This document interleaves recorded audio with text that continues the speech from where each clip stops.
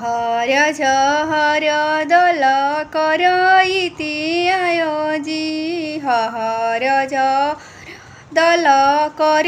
इति आयोजी चिउटी ऐसन दल पसरती आयोजी चिउटी ऐसन दल पसरती आयोजी आपना दुआरवा भइल बोलेले कौन पापा आपना दुआर भइल बोलेले कौन चाचा ई दल समाधि के करसी रे आयोजी ई दल समाधि के करसी रे आयोजी आपना बरियतिया भैले बोलेले कौन भणुआ आपना बरियत भैले बोलेले कौन